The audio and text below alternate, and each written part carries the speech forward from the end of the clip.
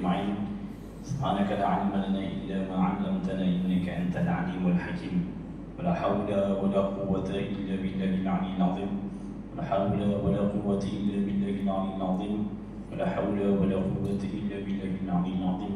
رب يسر ولا تعسر ورب تمم بالخير آمين يا كريم. Alhamdulillah, kita bersyukur kepada Allah Ta'ala pada malam ni kita boleh berjumpa buat kali yang kedua. Dah banyak kali ya. Dan sebab Kubang Jawi dengan Kubang Rotan jauh mana, bukan asing sangat tempat. Dulu pun saya kecil-kecil tu, arwah pak saya ada bawa pergi buka besar, balik main singgah semayang masjid ni. Masa kecil-kecil tu lah, masjid Lari Muda elok lain lah kan. Baik yang dihormati lagi dikasih pakcik tuan pengurusi majlis, seterusnya muslimin muslimat, pakcik-pakcik yang dihormati Allah Ta'ala sekalian. Baik, insyaAllah Kubang Jawi ni, kalau ni bawa saya teringat tadi sebab apa nama Kubang Jawi ni. Jawi ni dia orang Jawa, Arab yang bagi nama, bukan masuk Jawi. Tak kenal. Mungkinlah orang kampung ni dulu banyak duduk Mekah kan. Orang Jawi banyak duduk Mekah kan. Bukan apa ni. Masa saya pergi Mekah dulu, pergi buat umrah tahun 2008 ada jumpa orang Jawi. Mungkin disebabkan ramai tok nenek kita dulu kan, tok ayah kita dulu, tok wan kita dulu kampung ni kan, ramai duduk di Mekah. Menyebabkan orang Mekah pun nama sini kampung Jawi. Jawi ni Jawa sebenarnya kali buatnya.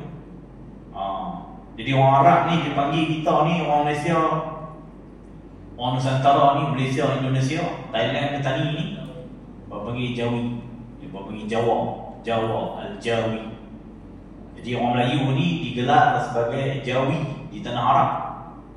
Jadi mungkinlah sebab tok nenek tok-nek kita dulu orang Kumar Jawi ni banyak duduk di Mekah. Masa saya pergi Mekah pun saya jumpa orang Kumar Jawi. Di sana duduk di Bukit Jiat. Lepas tumpang di rumah pada tanah wakaf Sultan Abdul Hamid di Mekah. Saya pergi. Baik, jadi kamu Kumar Jawi ni bukan asing bagi saya. Saya pun banyak duduk berkawan. Sebelum saya dulu pun duduk kawan dengan orang Kumar Jawi, duduk main sport agak. Orang Kumar Jawi ni pandai main sport agak kan.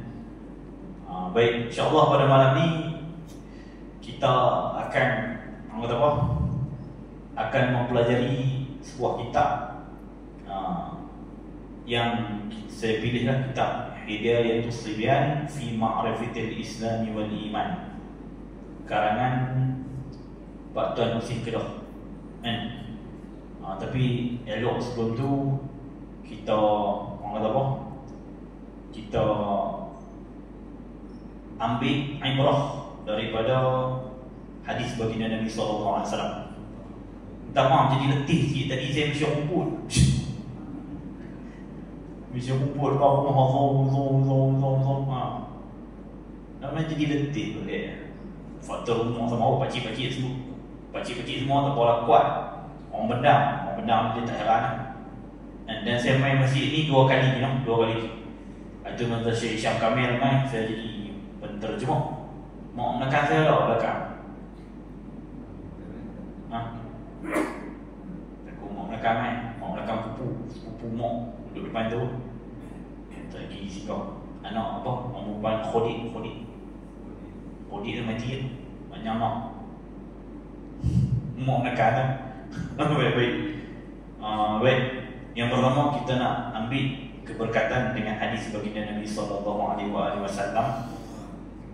Dalam sebuah hadis an Abi Umamah radhiyallahu anhu an Nabi sallallahu alaihi wasallam qala man ghada ila al-masjid la yuridu illa an yata'allama khairan aw yu'allimahu kana lahu ka ajri hajjin tamman hajjatu. Baginda Nabi sallallahu alaihi wasallam bersabda daripada Sayyidina Abi Umamah radhiyallahu anhu, daripada baginda Nabi sallallahu alaihi wasallam. Baginda Nabi sallallahu alaihi wasallam bersabda, "Man ghada ila al-masjid," barang siapa pergi ke masjid, "la yuridu illa an yata'allama khairan," dia tidak pergi ke masjid melainkan dia niat nak mempelajari kebaikan di masjid. Sebab macam kita main malam ni, kita main masjid Kebun Jawi ni, kita nak mengaji ilmu agama, ilmu fiqh, ilmu hadis, ilmu berkenaan dengan sembahyang dan juga ambil sembahyang. Baik, jadi kalau kita main mengaji di masjid dalam mazhab al-Imam Syafi'i rahimahullah ta'ala radhiyallahu anhu, mazhab kita, kalau kita main masjid, kalau kita main tempat, mana-mana tempat pengajian, ataupun kita main ke mana-mana tempat beribadah kepada Allah Ta'ala, sunat kita main jalan lain, balik jalan lain. Hukumnya adalah sunat. Kalau kita main kot dekat, lagi balik kot jauh sikit. Alamak, macam pakcik-pakcik pun buat selama ni betul dah. Balik singgah kedai Tom Yam, kedai tengah dia tarik tu, tengok bolong ambil kedua dah tengok. Balik kena mengamuk. Tobat dah saya orang kena terima. Balik perang dengan bini sunat kita main jalan lain, balik jalan lain. Hukumnya adalah sunat menurut mazhab al-Imam Syafi'i.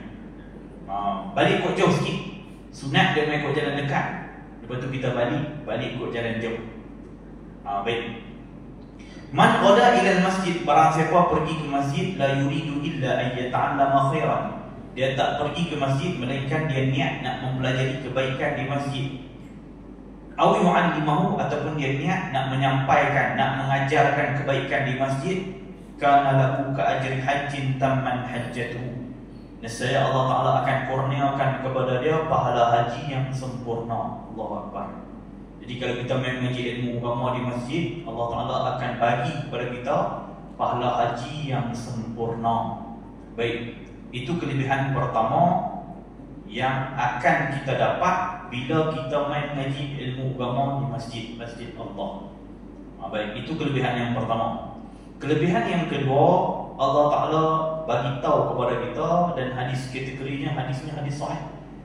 Baginda Nabi SAW ada memperingatkan kita semua tentang kelebihan kita duk main ke masjid-masjid Allah ni dalam sebuah hadis, yang mana hadis tersebut kategorinya hadis sahih, muttafaqun alaih. Baginda Nabi SAW bersabda, qala Rasulullah SAW, baginda Nabi SAW bersabda, man ghada ila al-masjid aw raha a'adda Allahu lahu fil jannati nuzulan kullama ghada aw raha, muttafaqun alaih. Baginda Nabi SAW bersabda, man ghada ila al-masjid, barang siapa pergi ke mana-mana masjid, tak kira lah masjid Kemang Siam ke, Kemang Jawi ke, Kemang Rotan, janji dia pergi masjid, aw raha, ataupun dia balik daripada masjid, a'addallahu lahu fil jannati nuzulan kullama ghada aw raha, nescaya Allah Ta'ala berjanji akan, a'addallahu lahu, Allah Ta'ala janji nak bagi kepada dia fil jannati, dalam syurga esok, nuzulan, suatu hidangan yang penuh dengan kemuliaan. Jadi kita semua jadi VVIP di sisi Allah Ta'ala. Kullama ghada, tiap-tiap kali dia pergi, atau roha, ataupun dia balik daripada masjid. Dan hadis ni kategori dia muttafaqun alaih, disepakati oleh Imam Bukhari dan Imam Muslim. Siapa tak percaya, kafir. Wallahualam dzalik. Jangan buat main. Hadis Bukhari, hadis Muslim, terutamanya hadis Bukhari, kita jangan buat main. Jadi kita semua telah mendapat janji daripada Allah Ta'ala bahawa kita semua akan mendapat satu hidangan yang penuh kemuliaan di dalam syurga. Allahu Akbar. Dua orang kelebihan yang kita dapat. Satu, kita akan mendapat pahala haji yang sempurna. Yang kedua, kita akan mendapat janji bahawa kita akan diberi suatu hidangan yang penuh kemuliaan di dalam syurga. Hadisnya hadis sahih, riwayat Imam Bukhari serta Imam Muslim. Baik, dua hadis itu pun sudah mencukupi bagi kita untuk kita kerap kali berulang alik main ke masjid Allah. Jadi kita main masjid bukan satu perkara sia-sia. kita mendapat keberuntungan, kebahagiaan, bertuah apabila kita duduk mai selalu ke masjid. Baik, itu hadis yang kedua. Hadis yang ketiga yang saya nak kongsikan pada malam ni untuk motivasi kepada kita untuk terus menerus main masjid. Tak kira lah lohok, masak, mengarik, ansyak, subuh kan, kita duduk mai tiap-tiap hari. Bayangkan setiap kali kita main tu Allah Ta'ala janji nak bagi satu nak bagi satu nikmat dalam syurga, nak janji nak bagi satu hidangan yang penuh dengan kemuliaan dalam syurga. Kalau nama kita terpilih kan, kita orang Jawi terpilih untuk menerima pangkat di masjid pula, di Istana Anak Bukit kan, dapat pingat PJK, pingat jasa kebaktian daripada Sultan Kedah. Jemput kita orang Anak Bukit, orang Kemang Jawi dan pergi terima anugerah di Istana Anak Bukit. Apa kita rasa? Tak kira kan? Seminggu sebelum terima anugerah pun sini seronok lah. Dapat PJK punya pasal. Tak apalah, tu pun anugerah yang Allah Ta'ala bagi juga. Pada hakikatnya tu pun kita berasa bangga, tak kira lah. Dapat PJK, seluar hitam, baju hitam, kain samping lagi setukin beli baru, padahal dah pakai sat kan. Kasut beli baru, kilat lagi, songkok lagi, jam lagi, minyak wangi lagi, semua kita sedia. Sebab apa? Sebab kita mendapat anugerah daripada Sultan Kedah untuk terima anugerah di Istana Anak Bukit. Tu baru dunia. Cuba bayangkan di akhirat esok kan, betapa megah, betapa bertuahnya kita ketika kita hidup di dunia, kita menjadi ahli masjid. Baik, hadis yang berikutnya juga dengan kelebihan kita main berjalan kaki, duk berulang alik ke masjid Allah. Baginda Nabi SAW bersabda, "Man tatahhara fi baitihi summa masya ila baitin min buyutillahi liyaqdiya faridatan min faraidillahi kanat qatwatahu ihdahuma tahuttu khati'atan wal ukhra tarfa'u darajatan." Rawahu al-Imam Muslim. Baginda Nabi SAW bersabda, "Man tatahhara fi baitihi," barang siapa yang telah bersuci di rumah dia. Jadi dalam mazhab kita Imam Syafi'i, sunat kita ambil sembahyang dulu di rumah. Ambil sembahyang di rumah, lepas tu baru main masjid. Awak di masjid tak ambil sembahyang lah, boleh. Tapi yang afdal, yang dapat pahala lebih, kita ambil sembahyang siap-siap di rumah, baru kita main jalan ke masjid. Baginda Nabi SAW bersabda, "Man tatahhara fi baitihi," barang siapa bersuci di rumahnya, ambil sembahyang siap-siap di rumah, summa masya ila baitin min buyutillahi, kemudian dia berjalan kaki menuju kepada salah satu rumah daripada rumah-rumah Allah. Untuk apa?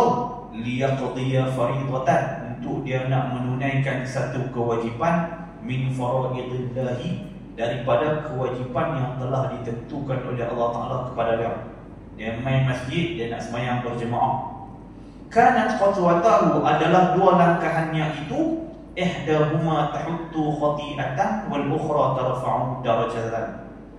Salah satu langkahannya itu, satunya menggugurkan dosa dan satunya lagi mengangkat darjat di sisi Allah Ta'ala, mendapat pahala dan darjat kita diangkat oleh Allah Azza wa Jalla.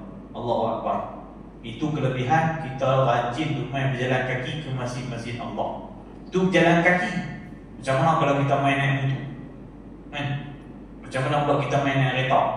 Kata para ulama, Allah Ta'ala timbang sekali dengan berat kereta, timbang sekali dengan berat motor, bagi pahala kita. Lepas tu nak bawa main mesin padi, lagi berat. Kita pun bawa kereta, pergi rosak jalan masjid. Macam ni bawa ni main bawa kereta, main bawa mesin padi. Dah nak berat, cari hak berat, bawa kuota apa yang ni kan? Rosak habis jalan orang. Bukan macam tu. Janji kita main ke masjid-masjid Allah untuk nak menunaikan kewajipan yang telah ditentukan oleh Allah Azza wa Jalla kepada dia semua. Baik, itu tentang kelebihan pahala yang akan kita dapat sekiranya kita main masjid Allah. Baik, tapi malam ni saya bukan nak cakap tentang kelebihan main masjid, tapi kita nak bercakap satu topik yang ada kena mengena dengan kita semua, iaitu kitab yang kita pilih, iaitu berkenaan dengan sembahyang. Kita nak mengaji, kita mengaji belakang lah. Cuma kita nak cek balik, adakah sembahyang yang kita duk buat selama ni kena ataupun betul ataupun tepat dengan mazhab al-Imam Syafi'i. Tu noh. Baik, baginda Nabi SAW bersabda di dalam sebuah hadis. Qala Rasulullah SAW, baginda Nabi SAW bersabda, awwalu ma yuhasabu bihi al-'abdu yawmal qiyamati as-salatu, fa in saluhat saluha lahu sadiru 'amalihi, wa in fasadat fasada sadiru 'amalihi. Baginda Nabi SAW bersabda, perkara pertama yang akan dihitung, akan dihisab oleh Allah Ta'ala akan seorang hamba di hari akhirat esok adalah sembahyang. Adalah sembahyangnya.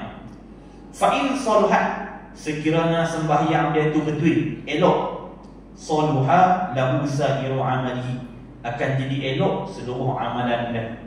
Wa in fasadat, dan sekiranya sembahyang dia itu rosak, punah, tak betul, rosak, fasada sadiru 'amalihi, akan jadi rosak habis segala amalan dia.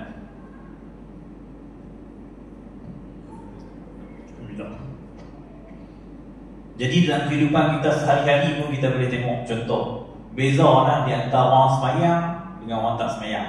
Beza. Muka pun kita nampak lain. Muka kaki judi kita nampak muka lain.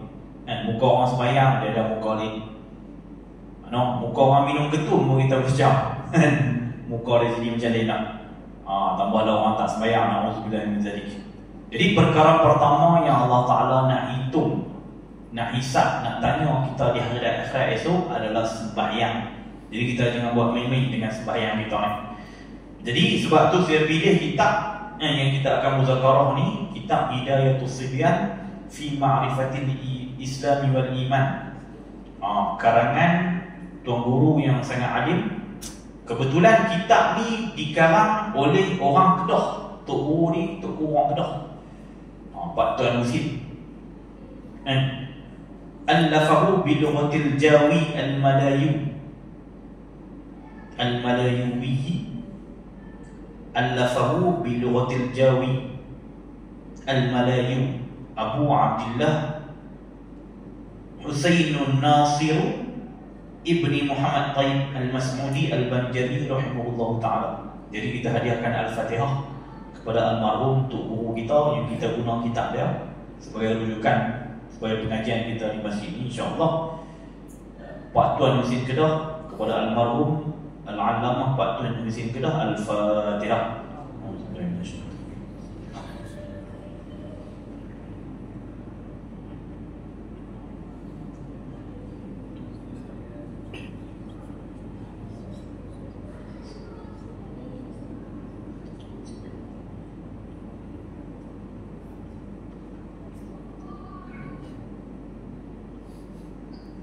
Alhamdulillah. Tempat kita ke Pulau Jawa ini ada sejarah kan. Kalau ikut negeri Kedah kita ni dulu, orang alim dia suka turun sini. Dia suka turun sini. Dulu, zaman dulu, almarhum tuan guru, nama dia Syekh Idris Al-Jarumi. Orang Kedah panggil Tok Syekh Jarum, daripada Fatani. Anak murid dia berasal daripada sini, Pulau Jawi. Tok Syekh Jarum ni sebenarnya moyang kepada Ustaz Fadil Nur, Presiden PAH. Tok ni dia dulu ni orang alim. Tok Wan dia pun orang alim. Baik. Sultan Kedah masa tu nama dia Sultan Abdul Hamid. Anak murid dia, saya tak ingat nama murid dia. Anak murid dia seorang tok guru, orang sini, orang Pulau Jawi. Tak ingat tak guru tu nama apa tu. Orang sini, memang orang sini. Jadi hari tu ni dia tak mengajar. Saya tak tahu nama apa tu, mungkin pakcik dia tahu nama apa tu. Dia guru kepada Sultan Kedah, Sultan Abdul Hamid. Siapa ingat? Ni di sini ramai orang alim.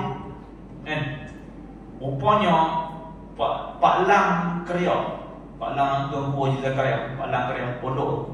Pak dia tu dulu, Tuanku Haji Samad, Tuanku Haji Mak Samad tu, dia tu ahli majlis fatwa negeri Kedah pada zaman tu. Negeri Kedah kita ni dipenuhi dengan orang-orang alim. Dulu ni orang negeri Kedah kita ni dipenuhi dengan orang alim. Baik. Bayangkan ayah Tuanku Haji Zakaria, Pak Lang Keria, ayah dia dulu ni Tuanku Haji Muhammad Samad merupakan ahli majlis fatwa negeri Kedah. Cuba kita bayang betapa ramai tok-tok guru dulu, tiba-tiba orang siang, orang Aluk Lenggui, orang Jawi kita ni terpilih menjadi ahli fatwa negeri Kedah. Zaman tu ada beratus pondok di seluruh tempat di negeri Kedah. Baik. Jadi Tuan Guru Tok Syekh Jarum, kalau tak silap nama dia Tuan Guru Haji Idris, dia mai buat haji ataupun dia pergi buat umrah dengan 3 orang isteri dia. Dia singgah di rumah anak murid dia, kalau tak silap anak murid dia di sini, di Kepulauan Jawi. Dia singgah di rumah anak murid dia di sini. Kebetulan anak murid dia itu merupakan guru kepada Sultan Abdul Hamid.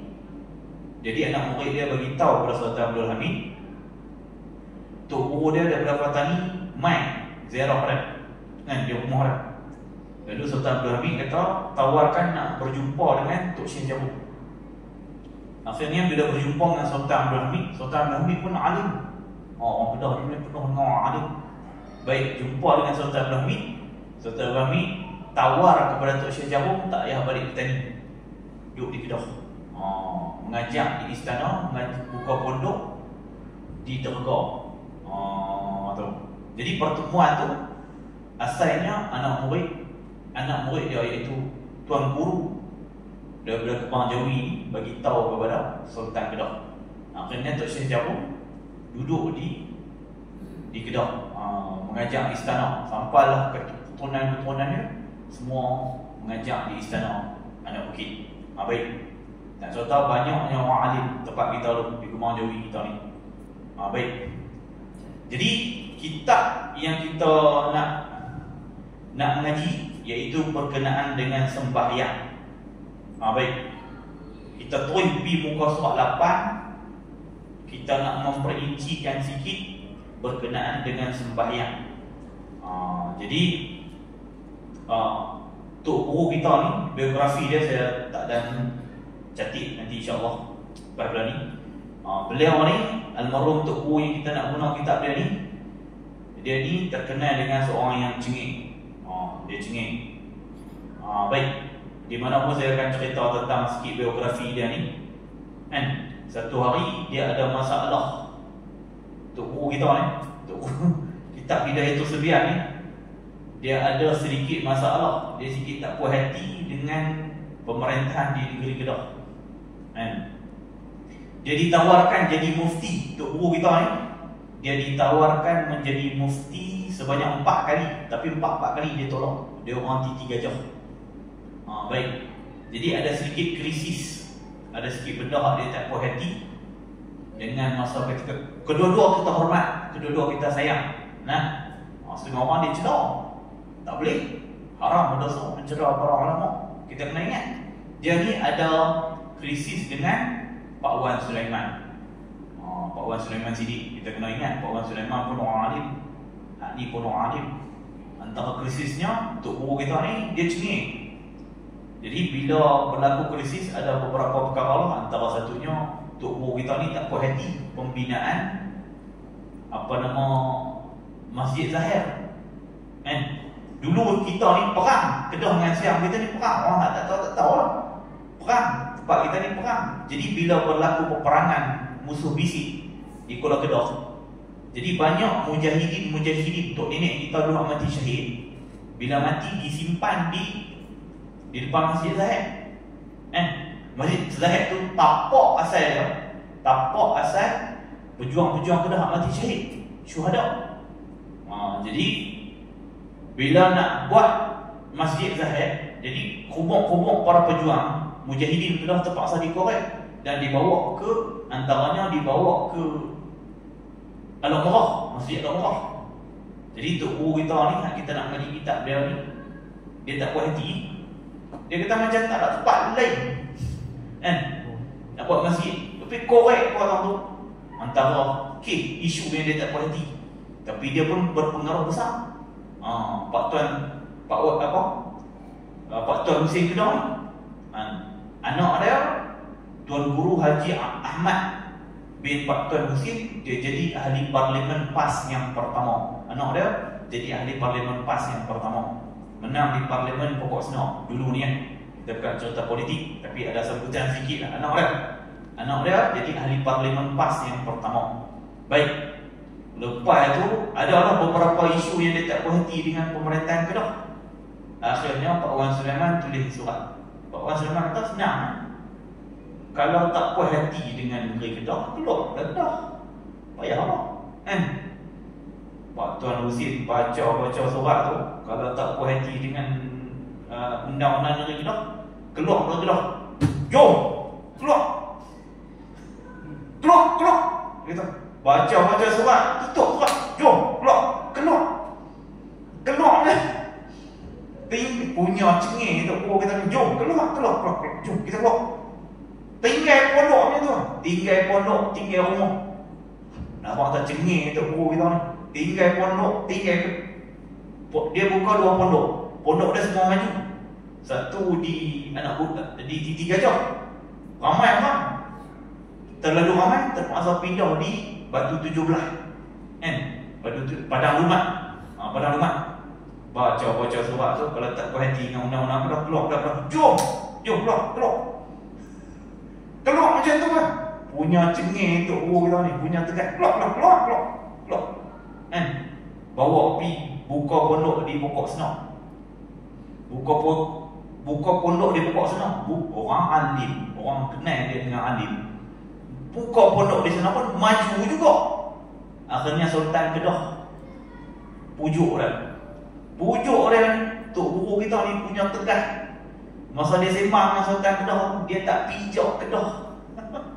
Dia tak pijak tanah Kedah. Dia duduk atas apa? Dia duduk dalam sungai, dia duduk atas laut. Dia duduk atas perahu. Dia sembang dengan Sultan Kedah, dia duduk atas perahu. Sultan Kedah duduk atas darat. Dia tak pijak lagi Kedah. Allahu Akbar. Punya tegas, izah. Tok Guru kita baca kitab. Akhirnya dia pun meninggal dunia. Sultan Kedah pada ketika itu titah. Kok mana pun ambil jenazah Pak Tuan Hussein, mai simpan di Kedah.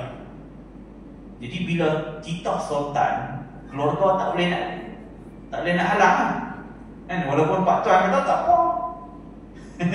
Aku keluar dari Kedah, apa masalah kan. Lepas tu Sultan Kedah pada ketika itu titahkan supaya jasad Tok Guru kita ni disimpan di makam Diraja Langgar kan. Sebab apa? Raja-raja pun nak tumpang keberkatan Tok Guru. Sebab Tok Guru ni dia boleh beri syafaat di dunia dan di akhirat. Sebab tu kita kena hormat Tok Guru, terutamanya Tok Guru pondok. Baik, bila lepas tu keluarga Pak Tuan Hussein Kedah pun tengok, dia kata kalau kami simpan jenazah ayah kami dalam makam Diraja Langgar, jadi payah kami nak mai ziarah kan. Akhirnya patuh juga titah Tuanku Sultan, jasad Tuan Guru Pak Tuan Hussein Kedah dibawa simpan di masjid Pak Tuan Hussein. Dekat mana? Dekat Titi Gajah. Kalau kita pergi airport kan, kita ada urusan apa-apa, lalu betul kita singgah. Singgah, kita pergi ziarah makam tu. Kita ziarah makam Tok Guru kita bagi salam kepada dia. Assalamualaikum Pak Tuan Hussein, dan kami jemaah masjid daripada Kumang Jawi hidup mengaji kitab Pak Tuan Hussein. Mudah-mudahan di akhirat esok kita berjumpa, dalam alam barzah esok kita berjumpa kan. Bolehlah Pak Tuan Hussein bagi kami pertolongan di hadapan Allah di akhirat esok. Baik, kita pergi muka surat 8. Surat 2. Tadi tengah intro. Kitabus Salati. Ini suatu kitab pada menyatakan hukum sembahyang. Kita nak mengaji berkenaan dengan hukum sembahyang. Bermula sembahyang pada syarak. Kan? Bermula sembahyang pada syarak, bukan pada bahasa. Pada bahasa, sembahyang itu adalah ad-du'a. As-salatu lughatan ad-du'a. Sembahyang pada bahasa itu adalah meminta. Ini sembahyang pada syarak, yaitu aqwalun wa af'alun muftatahatun bitakbiri wa muqtatamatun bitaslimi bi syara'ita makhsusatin. Arti sembahyang itu beberapa perkataan. Bila sembahyang itu beberapa perkataan, maksudnya di sini ia terkena kepada rukun khawli yang 5. Rukun khawli yang 5. Baik, apakah rukun khawli? Baik, dalam sembahyang dia ada 14 rukun. Dalam mazhab Syafi'i, sembahyang ada 14 rukun. Ada 14, boleh terus sikit ya. Baik, sembahyang ada 14 rukun. Jadi rukun khawli ada 5. Yang pertama, rukun khawli yang pertama, takbiratul ihram. Takbiratul ihram. Takbiratul ihram yang mana? Tu sebutan Allahu Akbar. Itu rukun sembahyang. Nah, mengangkat tangan hukumnya adalah sunat. Mengangkat tangan hukumnya adalah sunat. Baik, kita tengok sebuah hadis baginda Nabi SAW. Adakah betul selama ni kita angkat tangan betul seperti mana baginda Nabi SAW angkat tangan? Hadisnya berbunyi, kita fokus dekat ni dulu. An Ibni Umar radhiyallahu anhu anna Rasulullah sallallahu alaihi wasallam, daripada Sayyidina Abdullah ibn Umar radhiyallahu anhu, sesungguhnya baginda Nabi sallallahu alaihi wasallam bersabda, anna Rasulullah sallallahu alaihi wasallam kana yarfa'u yadayhi hazwa mankibaihi idza istataha as-salata. Kita berhenti guys dulu. Adalah baginda Nabi sallallahu alaihi wasallam mengangkat kedua tangannya berbetulan dengan dua bahunya, atas daripada dua bahunya ketika mula nak sembahyang. Hadis dia dekat tu. Baik.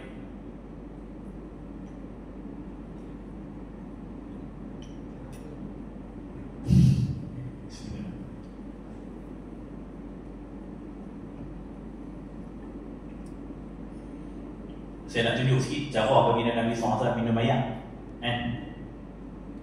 Okey, cara baginda Nabi SAW minum air. Yang pertama, cara memegang gelas baginda Nabi SAW pegang macam tu. Ni cara pertama baginda Nabi SAW minum air. Baik, cara pertama, Bismillahirrahmanirrahim, minum, hirup. Satu teguk, Alhamdulillah. Tu cara pertama. Ikutlah kita nak minum teh ke, teh tarik ke, kopi ke, kita buat macam tu. Itu cara yang pertama. Satu teguk, membaca Bismillahirrahmanirrahim. Habis, jangan bernafas dalam gelas, jangan bernafas dalam cawan.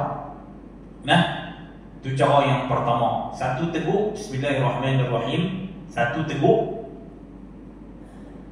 telan, Alhamdulillah. Cara pertama dulu. Baik, kali ini sikit kita nak tengok macam mana baginda Nabi SAW mengangkat tangan dalam hadis ini. Buka. Baik, Allah. Saya fokus malam ni kepada jemaah lelaki dahulu, kepada orang lelaki dulu. Baik, dalam mazhab Syafi'i kita tengok perkara sunat. Sunat bagi orang lelaki dulu, malam ni untuk orang lelaki dulu. Sunat bagi orang lelaki ketika dia nak semayang, dia pakai kepiah. Alhamdulillah, kita semua pakai kepiah pada malam ni. Dan sunat bagi orang lelaki ketika dia nak semayang, dia pakai baju tangan panjang. Pakai baju tangan panjang. Jangan, Alhamdulillah kita semua pakai baju tangan panjang. Jangan pakai baju tangan pendek. Pakai baju tangan pendek, hukum dia makruh. Makruh, semayang sah. Pakai kepiah, pakai baju tangan panjang. Bila hari Jumaat, orang lelaki pakai baju berwarna putih. pakai baju warna putih pada hari Jumaat, semayang pakai kepiah, sembahyang pakai baju tangan panjang, jangan pakai baju tangan pendek. Pakai tangan pendek hukum dia makruh, sembahyang sah. Baik, yang pertama, ni saya fokus kat orang lelaki dulu sebab masa tak ni saya pun letih buat macam mana. Tak apa. Kan? Yang pertama, kaki kita, kaki kanan dengan kaki kiri bagi renggang satu jengkai. Sunat satu jengkai. Jangan rapat, tak kena. Sunat satu jengkai dalam mazhab Syafi'i, satu jengkai. Dan pastikan seluruh anggota kita menghadap ke arah Al-Qiblah. Baik, itu yang pertama. Pakai baju tangan panjang, pakai minyak wangi, pakai kepiah. Semayang pakai baju tangan pendek, makruh. Semayang tak pakai baju, makruh. Dia suruh pakai baju tangan panjang, pakai kepiah. Baik, itu di antara beberapa sunat. Sebab Allah Ta'ala kata, "Khudhu zinatakum 'inda kulli masjidin." Ambil pakaian kamu yang paling indah ketika kamu main masjid. Kaki pastikan satu jengkai.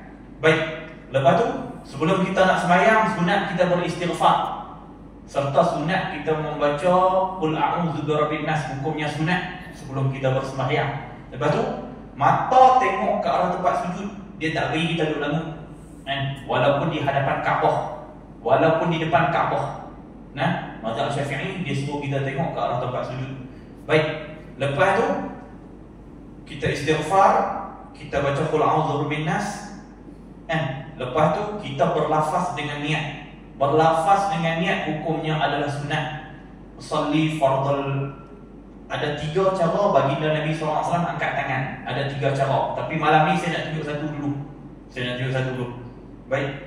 Usalli fardal isya'i 4 raka'atin adaan imaman makmuman lillahi ta'ala. Tengok cara baginda Nabi SAW angkat takbir. Salli fardhu asya'i 4 raka'atin adaan imaman lillahi ta'ala. Bermula daripada bawah. Allahu Akbar. Nampak? Itu cara pertama. Kita dah buat sentiasa. Baik. Tengoklah. Bergerak serentak sebutan Allahu Akbar. Allahu Akbar. Jangan Allahu Akbar. Allahu Akbar. Bunyi supaya katak bagi hujan ni. Tak mahu. No? Sebab tu masa ada mengaji dulu, Tok Guru dah abang, banyak orang angkat takbir tak betul. Pergi mengaji di Mesir, jumpa Tok Guru di Mesir pula ulang perkara yang pertama. Dia sebutan yang betul, kita kena ingat. Ini rukun. Allahu Akbar. Betul. Jangan Allahu Akbar. Tak betul. Dia jadi tambah huruf. Ataupun Allahu Akbar. Tak betul. Dua tu tak betul. Allahu Akbar maksudnya adakah Allah Ta'ala Maha Besar? Dia timbul persoalan bahasa Arab tu dulu tu. Ubah harakat, ubah tambah sebut macam ni, makna jadi macam ni. Jangan kita sebut Allahu Akbar tak betul. Ataupun Allahu Akbar tak betul juga. Allahu Akbar, Allah gendang besar. Kalau sengaja sebut dalam sembahyang menjadi kapiak, di luar sembahyang menjadi kapiak. Wallahiyazbillah min dzalik. Baik. Jadi sebutan yang betul sebab dia rukun sembahyang, Allahu Akbar. Betul. Baik. Mengangkat tangan hukumnya adalah sunat hayat dalam mazhab al-Imam Syafi'i. Tak angkat tangan pun tak apa. Kalau tak angkat tangan tidak mendapat pahala sunat. Kedudukan jari ketika kita mengangkat tangan, jari jangan macam tu. Jangan angkat macam ni, makruh. Dan jangan macam ni, makruh. Macam ni makruh, macam ni makruh. Habis tu macam mana? Dia macam ni, renggang. Bagi jarang, bagi renggang macam tu. Ini pandangan Ibnu Hajar. Imam Ibnu Hajar tak apalah, tak kenal apa. Tapi beritahu lah, dia macam ni. Ini pandangan Ibnu Hajar. Ada satu pandangan Imam Ibnu Hajar, Tok Guru kita sokong pandangan dia. Di tempat kita di Malaysia, petani di Indonesia, kita memuktamadkan pandangan Ibnu Hajar Al-Haytami. Tetapi masa saya mengaji di Mesir dulu ni, ulama Mesir dia memuktamadkan pandangan Imam Romli. Baik. menurut pandangan Imam Romli dan Tok Guru saya pergi di Mesir dulu kat dia, dia suruh cenderung sikit, condong sikit ke arah kiblat. Begitu. Jari bagi jarang dan sedikit cenderung ke arah kiblat, melengkung, bagi tunduk sikit ke arah kiblat. Begitu kedudukan jari kita. Jangan macam tu, makruh. Dan jangan macam tu, makruh. Termasuk orang perempuan, termasuk jemaah muslimat. Nampak semua makcik? Tak nampak? Sudah. Ingat.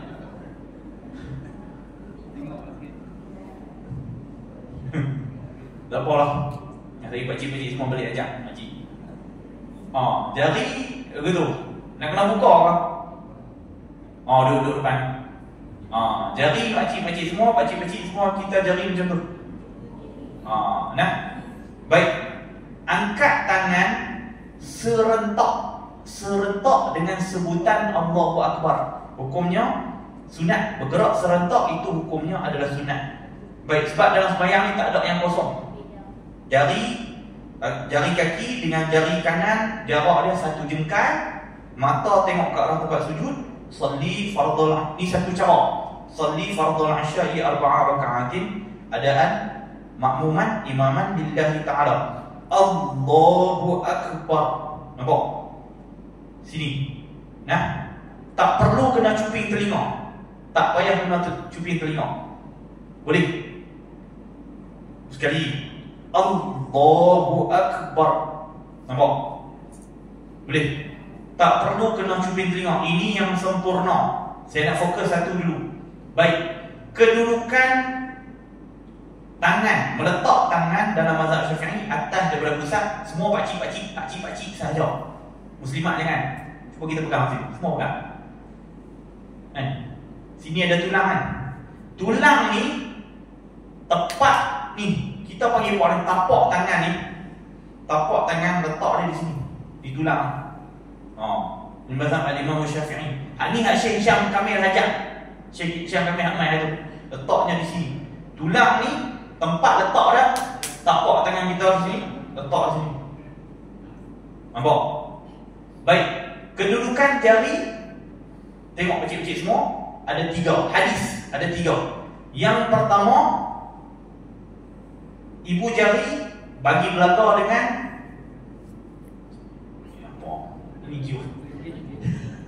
jari kelingking bagi belakang dengan ibu jari. Top 3 ada hadis.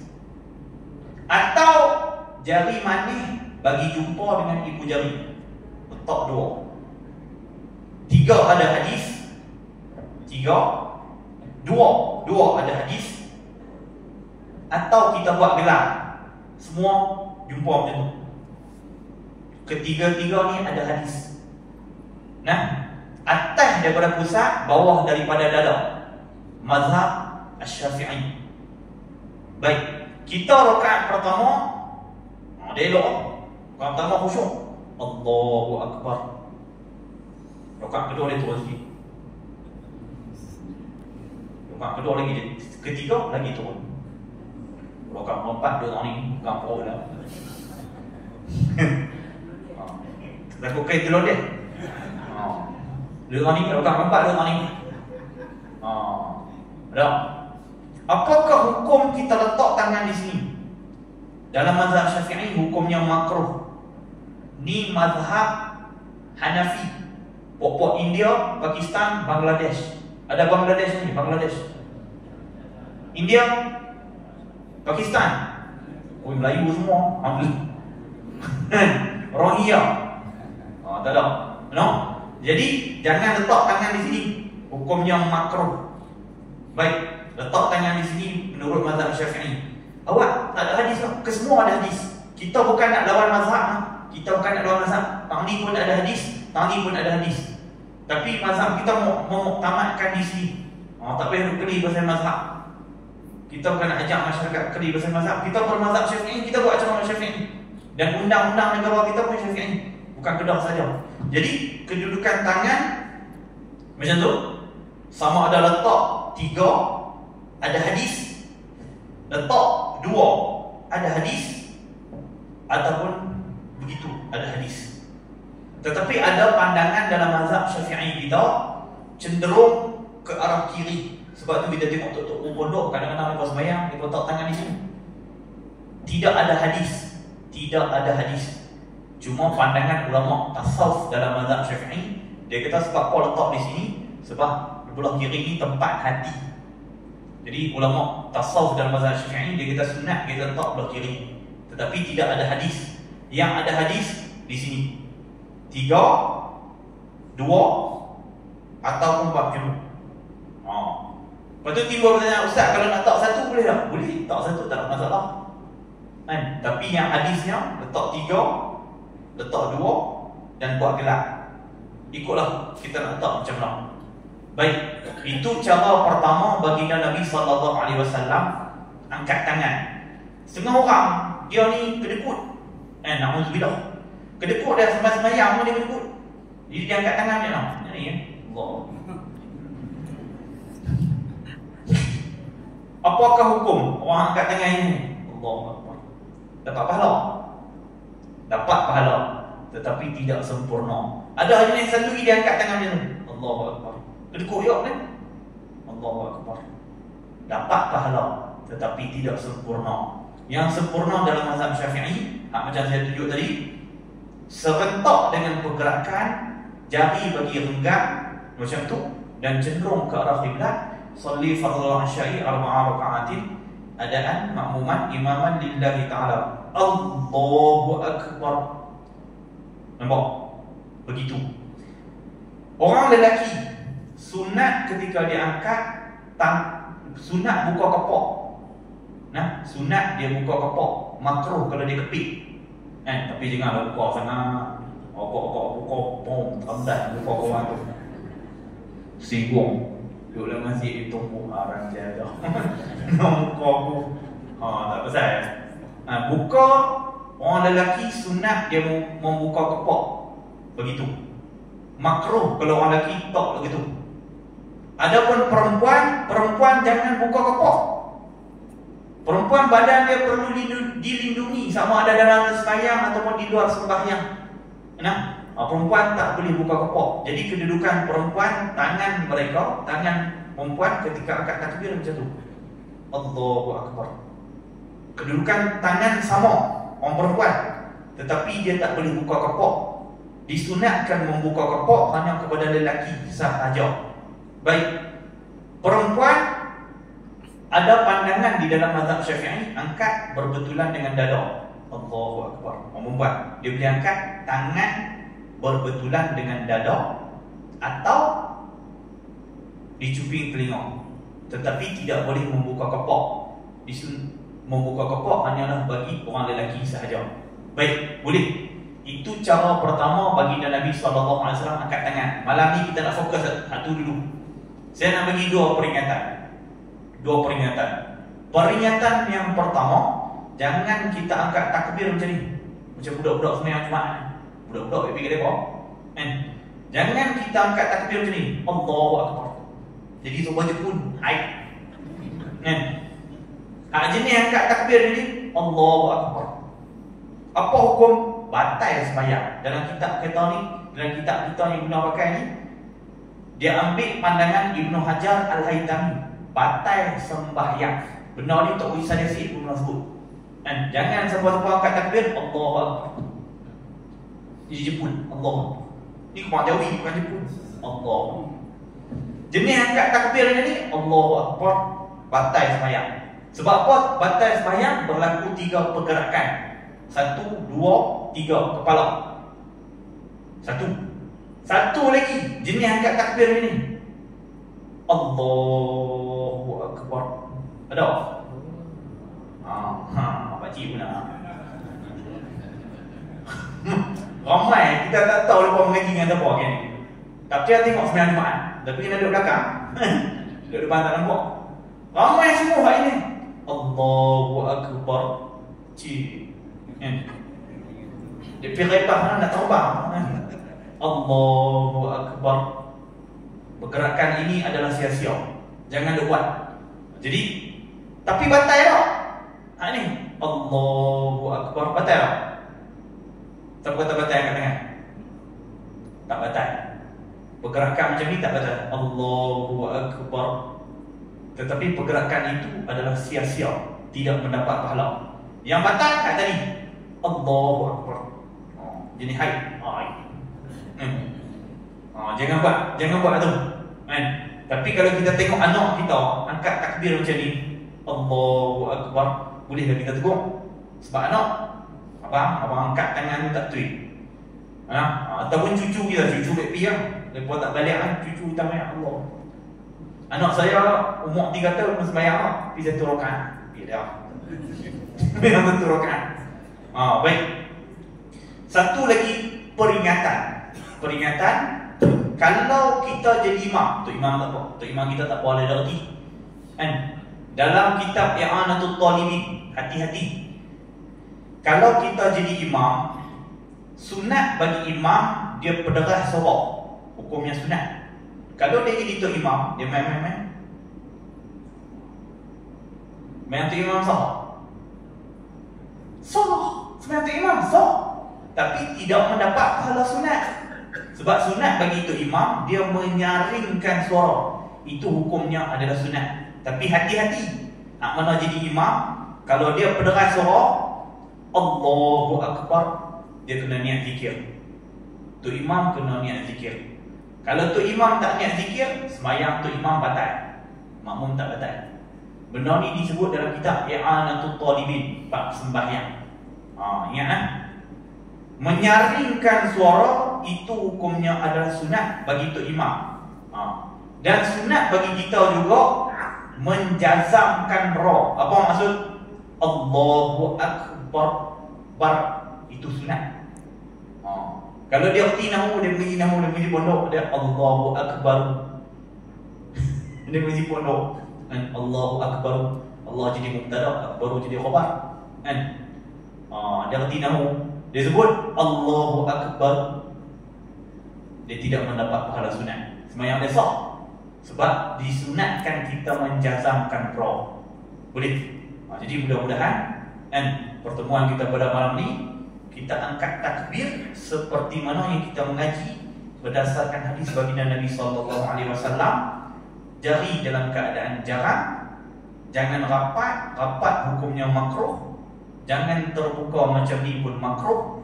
Mengangkat tangan bagi lelaki dalam keadaan membuka kepok, mata tengok ke arah kiblat. Adapun perempuan sunat kepit begitu ataupun macam tu. Baik, wallahu a'lam. Itu cara yang pertama, mengangkat tangan yang diajar oleh baginda Nabi sallallahu alaihi wasallam dan yang kita terima daripada guru-guru kita semua. Baik, ada sebarang soalan, silakan. Siapa nak tanya soalan? Faham lah kau. Kau ngantuk dia. Baik. Yo. Bagi soalan ni bagus. Bila saya sebut benda ni semua bukan tanya. Bukan ada yang. Alhamdulillah. Tak alhamdulillah. Baik. Cara kedua, ni saya nak tunjuk cara kedua bagi Nabi SAW minum air. Tadi cara pertama, pegang gelas macam ni cara yang kedua. Cara yang pertama, saya tunjuk kedua-dua. Cara yang pertama, Bismillahirrahmanirrahim. Hirup, satu teguk. Bismillahirrahmanirrahim. Telan, Alhamdulillah. Itu cara yang pertama. Cara yang kedua yang kami mengaji dengan Al-Alimu Al-Allamah Syekh Muhammad Ibrahim Abdul Ba'is Al-Kattani. Cara macam mana? Bismillahirrahmanirrahim. Ini cara yang kedua. Minum, Bismillahirrahmanirrahim. Hirup, telan 3 teguk. Alhamdulillah. Cara pertama, telan satu teguk, jangan bernafas dalam gelas, menafas keluar, sebut Alhamdulillah. Cara kedua, baca Bismillahirrahmanirrahim, hirup 3 teguk, 3 kali teguk, bernafas di luar, kita sebut Alhamdulillah. Itu cara kedua bagi Nabi SAW minum air. Baik, soalan Pak Cik, kalau jadi imam, kalau kita jadi imam, sunat kita berdarah sorok. Tetapi sunat bukan sunat. Sunat kita berdarah sorok. Dan untuk imam mesti niat zikir. Zikir itu adalah wajib. Kalau tak niat zikir, sembahyang untuk imam batal. Kita dah berdarah sorok, Allahu Akbar, Sami'allahu liman hamidah. Semua tu kita kena niat zikir. Baik, sebab apa dia kena niat zikir? Kata dalam kitab I'anatul Talibin. Saya tak buat kitab dulunya, kalau saya bawa, saya akan kepit dua.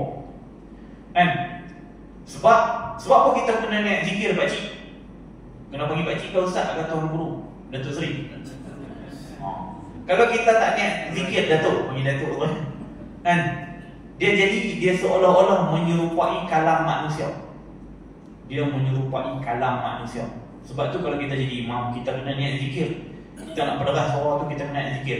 Maksud dia, bila kita angkat takbir Allahu Akbar, kita bukan niat nak bagi makmum belakang dengar. Bukan kita berdarah suara tu semata-mata nak bagi makmum belakang dengar. Bukan. Kalau kita niat semata-mata nak bagi makmum belakang dengar, batal sembahyang kita. Sebab apa? Perkataan Allahu Akbar itu, dia kata dalam kitab I'anatul Talibin tu, dia menyerupai kalam manusia. Sebab tu kita kena niat zikir. Niat zikir dia, kalau saya senang. Sebelum saya jadi imam, saya dah niat lah. Aku berdarah suara ni, semua aku niat zikir. Senang. Nampak? Jadi tak jadi masalah. Kalau saya tak jadi imam, aku berdarah suara ni, semua aku niat zikir. Maksudnya, kita baca zikir ketika kita sujud dan duduk tahiyat, semua dalam keadaan zikir. Boleh. Sebab dia menyerupai kalam manusia. Sebab tu kita kena niat zikir. Benda ni dalam kitab I'anatul Talibin, blok belakang sikit. Hati-hati. Sebab tu nak jadi imam ni bukan senang. Sebab tu kita kena berterima kasih kepada tu imam. Kita kena hormat. Nak jadi imam ni dia kena master, dia kena peti, dia kena pakar habis dalam bab sembahyang, dalam bab sembahyang jemaah, sembahyang Jumaat, kan? Hukum hakam, bab-bab rukun semua dia clear, dia cekap. Dan satu lagi, tu imam ni, dosa kampung tu dia kena tanggung. Tu berat. Lepas tu ulama-ulama dia tolak, kan? Tapi setengah para ulama kata dosa dia tu digugurkan ketika dia baca khutbah ittaqullah. Dia pesan kepada jemaah di masjid dia, ittaqullah. Itu dah settle. Itu makna kata dia telah menyampaikan risalah kepada seluruh jemaah dia. Kalau jemaah dia buat maksiat juga, jemaah dia tanggung, dia tak ada apa lah. Baik, boleh ada tu. Jadi Datuk, ketika kita angkat takbir, kalau kita nak jadi imam tu, Allahu Akbar, kita niat zikir siap-siap. Mana kata aku berdarah suara ni sebagai zikir. Boleh. Begitu juga kalau kita nak tegur orang, kan? Kita nak tegur orang, kita sebut apa? Subhanallah. Subhanallah tu pun kena niat zikir. Kalau kita tegur orang, kan? Apa nama apa? Kita nak semata-mata nak pergi tegur dia, batal sembahyang. Orang nak sebut tu pun dia kena niat zikir. Macam ni lah contoh kita sembahyang, tiba-tiba ada makmum belakang dia masbuk. Dan dia masbuk, dia ikut kita. Kita niat pula jadi imam. Kita berdarah suara pun kita pun kena niat zikir. Kalau kita tak berdarah suara, kita pun pula batal. Begitu. Baik. Nak tegur pun, subhanallah pun, makmum hak nak tegur tu pun dia kena niat zikir. Ada satu kisah berlaku di Pulau Pinang, sembahyang Jumaat. Tu imam tua, umur 70. Tu imam muda tak apa, tu imam tua umur 70. Dia tak larat lah. Dia pun tak mau jadi imam juga, tapi orang suruh juga dia jadi imam. Jadi bila jadi imam, masuk rakaat pertama, dia terlupa nak rukuk. Tu imam lupa rukuk, turun sujud terus. Kan? So pertama tu nak rukuk, dia panggil dia pakcik tak rukuk. Allah. So pertama dia pun nampak, weh, motor ni tak rukuk. Kan? So ketiga, keempat, kelima dan seterusnya dia pun tak rukuk. Allahu Akbar. Orang Penang, kan? Baik. Gini rukuk dia pun, dia main sami Allah. Kan? Boleh kan? Kan? Hak geng-geng kau, hak main lewat duduk kat geng kolam masjid. Ni semua orang pelajin kau ni, pembesar tu berderah balik ni. Kan? Tu geng-geng dekat kolam masjid. Hak geng-geng lah duduk rukuk ni. Mana sami Allah? Kan? Jadi liu habis semayang tu. Baik. Jadi habis semayang, makmum cuit dia. Pakcik. Tadi pakcik tak rukuk. Aku rukuk. Siapa kata aku tak rukuk? Aku mempertahankan kenyataan bahawa aku rukuk. Sudah. Dia kata dia kata dia rukuk. Kan? Makmum semua kat tengok dia tak rukuk. Ni masalah. Kalau tu imam lupa. Baik, wallahu a'lam. Ada soalan? Itu saja orang. Baik, itu cara pertama ya. Ada. Terus. Itu cara pertama baginda Nabi sallallahu alaihi wasallam angkat tangan. Baik, Allah Subhanahu wa taala a'lam. Bismillahirrahmanirrahim. Alhamdulillahirabbil alamin wassalatu wassalamu ala asyrafil anbiya'i wal mursalin sayyidina Muhammadin wa ala alihi washabbihi ajma'in. Allahumma ighfir lana dhunubana wal israfina fi amrina wa saddid aqdamana wansurna 'alal qawmil kafirin. Sallallahu ala sayyidina Muhammadin wa ala alihi washabbihi ajma'in. Walhamdulillahirabbil alamin. Taqabbalallahu minkum.